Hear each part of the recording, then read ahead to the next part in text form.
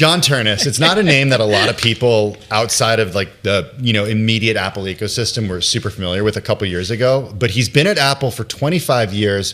Why is he in the position, in your view, to be the heir apparent to Tim Cook? There are a few main reasons. One, and this is an interesting one, he's 50 years old, which makes him 15 years younger than Tim Cook, and at least 10 years younger than the rest of Apple's executive team, people who would be in position to take the CEO role. Tim Cook is not going anywhere imminently, right? I still think it's going to be at least another year to go before he's no longer CEO, maybe 2 to 5 years, who knows at this point, right? I mean, everything in his world is Apple, so it's a hard position to move on from. And that means that the rest of the executives who could take over are going to be even older, right? And so you need someone in the role who could take over and be in that position for 10 to 20 years. And that really leaves you only with John Ternus. Aside from that, he's the only person on the executive team who has successfully launched hardware, software, integrated products. He is essentially in charge of their products, which generate 80% of revenue for the company. He's known for his political acumen. He's known for empowering leaders under him at Apple. He's known for getting into the weeds on the technical side. He would be a different type of CEO for Apple, right? Steve Jobs was an innovator, a designer, a product genius, really a visionary. Tim Cook was a visionary when it came to operations and sales and finances.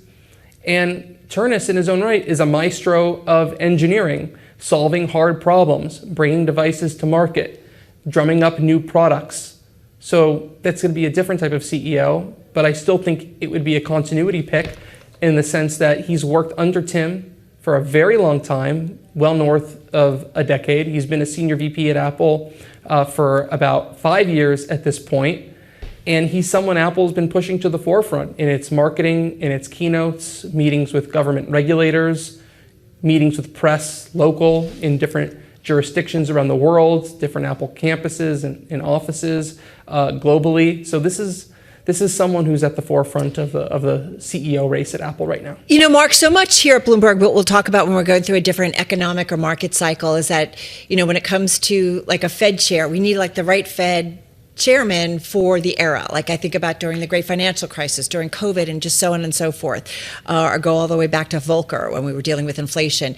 What is it, like as you talk about the youth or being younger, Ternus, you talk about continuity, being an insider.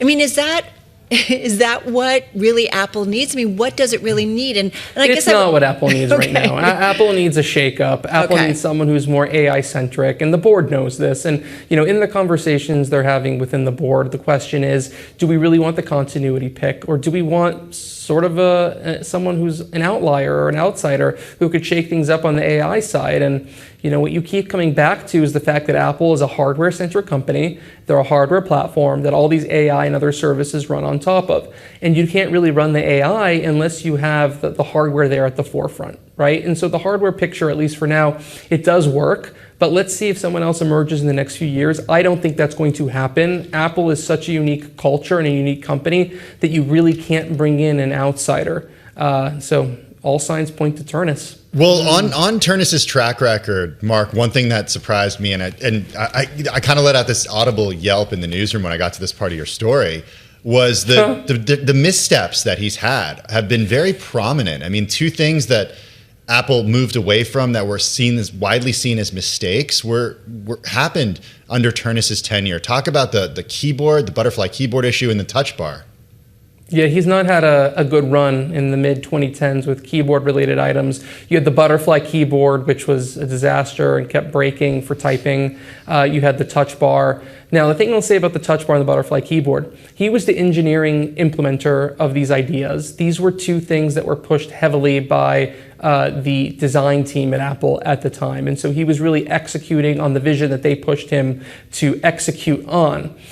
the design team at Apple is in a different era. They are in lockstep now with the engineering team run by John Ternus, because he also oversees the design teams now, both hardware and software. So I think that it's a bit of a different situation right now. Since he became senior VP, Apple's products have improved dramatically in terms of quality and features. I mean, you see the MacBook Airs and the MacBook Pros and the iPhones these days, the durability is just insane. So I do think that that was 10 years ago. Those are notable missteps under his watch when he was running Mac hardware engineering. But certainly there's been a lot of improvement since that time.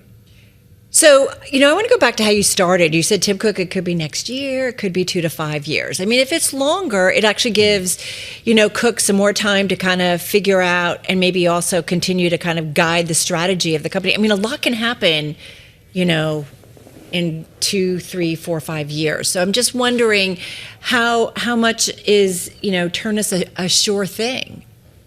Well, the longer that Tim Cook is CEO, the odds go up that Ternus is a sure thing. Okay. Because everyone else around Tim Cook on the executive team is just going to get older and older. And so that is going to leave Ternus. Like if Tim Cook steps down in 5 years, Ternus will be 55, still giving him 15 years potentially in the CEO seat, maybe longer than that. Everyone else will have aged out. I mean, you have Eddie Q, who runs services. He's pushing over 60. Greg Joswiak, who runs marketing, over 60. You have software engineering chief Craig Federighi, who's in his late 50s and has already declared publicly that he shouldn't and does not want to be CEO of Apple. You have a new CFO who's relatively young, around Ternus's age, but Apple's not going to make a CFO, their CEO. You have a new COO who's about 60.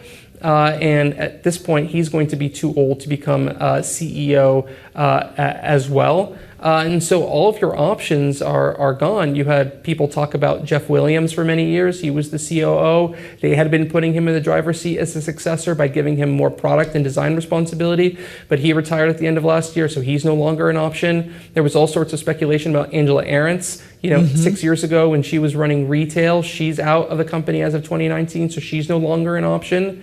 So basically, you're out of options unless Apple's going to go external, which would be a massive shock.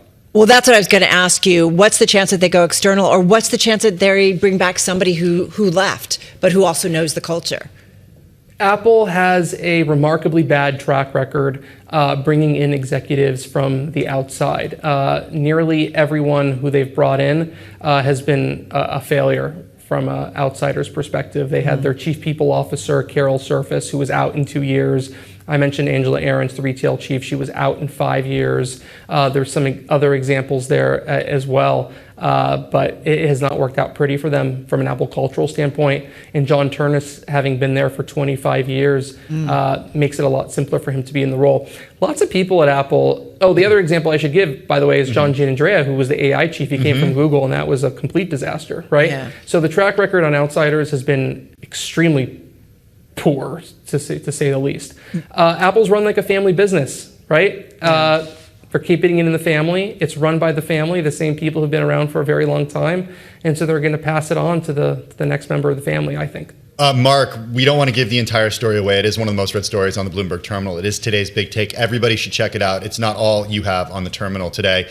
A couple other stories we wanted to highlight, a scoop from you about adding search advertising to Apple Maps in a push to make services even bigger. What is Apple planning on doing to our maps? Yeah, similar to Google and Yelp, restaurants, brands, stores will be able to bid on search queries. So for example, a coffee shop in your area wants to bid on the term coffee. Probably that'll cost them a lot of money. But if they're the highest bidder and you search coffee in their locale, they'll pop up first as an ad on the search results. And that's an ad. So big advertising expansion for Apple. Obviously, Apple Maps is extraordinarily visible. They've been pushing ads for years now in the App Store, search ads included. They've been pushing advertising within the Apple News app and the news section in the Stocks application. So definitely this is a big lever that they're pulling here to try to generate more revenue. The estimates are they made $8 million from in iOS ads, or they're going to across 2026. Putting it in Maps is probably going to double that pretty quickly. Hey, speaking of pulling a lever, you've got another story. Man, I mean, He still has time for us, Carol. What's the other story? I already forgot. What did I do Apple now? to start its AI comeback bid.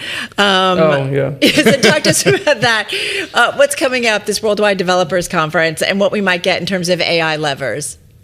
Yeah, as I reported, I think first week of January or second week of January, they're going to revamp Siri as a chatbot to compete with ChatGPT and Claude and Gemini and what have you. So all the focus will be on Siri and AI.